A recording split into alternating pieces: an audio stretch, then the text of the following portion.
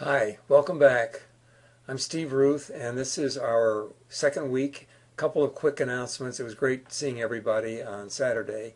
I want to be sure you do take a good look at that Harrison article. It's pretty long, but it is a very significant one because it basically brings up the idea of cultural typologies and also introduces us, if we're not used to the concept already, that some nations, some organizations are inherently um, prone toward advancement and toward success, and others are inherently prone not to. He has a special name for them, and he has 25 or so characteristics that you can examine. Obviously, you don't need to spend a lot of time on all of them, but just to get a feel for how he does it, very significant. Shine does something like this, only in a much simpler way in his chapter 10, so don't ignore that one. It's a very important one, I think. This week is mostly about Edgar Schein, but we have several other luminaries as well. Schein is with us all the way through, and in this particular segment, he adds to his earlier start, where he mentions the basic elements of change, artifacts, beliefs, and assumptions. That's a really important part. He says the artifacts, a lot of people can have different kinds of letterhead or logo or building styles, or even though Ciba Geigy, one of his favorite companies, which became Novartis after it merged with Sandoz, that company has become very, very different. Even their new building in Basel, Switzerland, is completely different in style from the way he characterized the company. So I think he feels that they actually did change from the way he describes them in that very, very strong and stern kind of attitude they had before, where the executives had lights on if you could visit them in their offices, things like that. That just completely changed. So keep track of that. But the particular point I wanted to stress here is that although there are artifacts, beliefs, and assumptions, he's warning us and suggesting that the assumptions, the underlying assumptions, are the most dangerous and difficult part. If they are pretty malign and not so good, then those assumptions can really be the toughest to change in a company, in an organization, in a family, and certainly even in a country. That's his perspective. Don't forget that Schein also is gradually leading us along. Today, these readings, he's already told us about his 5 failures, complete failures, and then he takes 2 of those companies and spends more time on them, Ciba Geigy and then the other one, DEC. And so I hope you find it interesting. It's written in a very easygoing but also academic way. I think there's a little nice bit of growth both in these.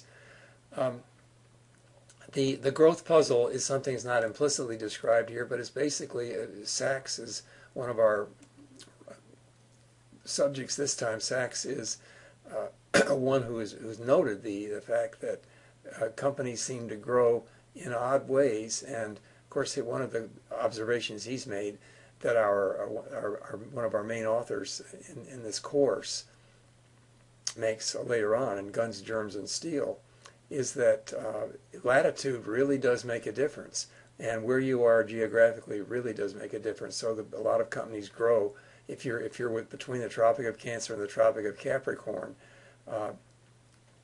not in the cold weather, not in the very warm and humid weather. You've got a much better chance of having a higher GDP, etc. That's one of the elements in the so-called growth puzzle. The comparative versus competitive advantage, that's something that has been popularized by Professor Porter, and we've got a brief presentation by him that you can skim through. But his point is that some companies have a comparative advantage in terms of having lots of copper ore, like Zambia has a lot of copper ore, and various parts of the world have quite a few extractive things. But a competitive advantage is something entirely different. It's kind of the country's ability to pull very good success out of sometimes very meager surroundings. Sometimes they don't have very much water, or in some cases they don't have any kind of outlet to the sea. And there are many countries that this is Porter's perspective, that do very, very well because they have a competitive advantage, even though comparatively speaking in terms of natural resources they're not doing so well. And it goes the other way too, because you can have a lot of oil, say, and not necessarily be very high, comparatively speaking, on the GDP range, or particularly on the technology range. So that's something to be aware of, and it's out there, and Porter and Sachs both have made that point, and we've got lectures by both of them this time.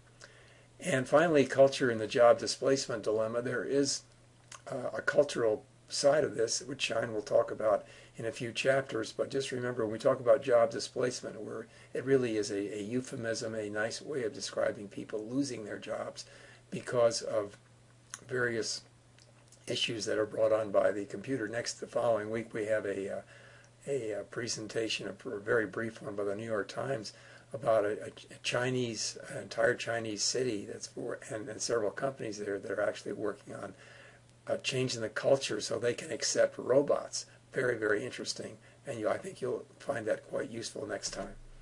So these are the readings, and I've talked about them briefly in class, but do take a good look at that New York Times Innovation Report. It's fascinating because they've basically changed their culture. This is a report that says some of these other news organizations are doing better than we are. They give actually statistics about how some of these other ones are doing better than the New York Times, and they go on to say, here's how we can do better. These are some of our trajectories and strategies, and it's almost as if to say we have to change our culture here, and this is how we're going to do it. A couple of robot ones. There's a brief video by Shine. Notice in the video by Shine that he mentions something he puts that comes up in chapter 4 of this week's readings about microcultures. He basically says that's what's different. That's one of the major differences now than before. The Noah for Merchant one, I think you might enjoy that, because not only does it have 2 million views now on TED, but she's basically saying you got to change your culture in some companies and get up and around more, and she's gotten a lot of very favorable press for that. The 60 Minutes one, I hope you'll look at that in the context of, I'll give you several of these robot ones for the T in COT, but the 60 Minutes presentation, notice that some of these experts don't really deny that this could change, this could displace a lot of jobs.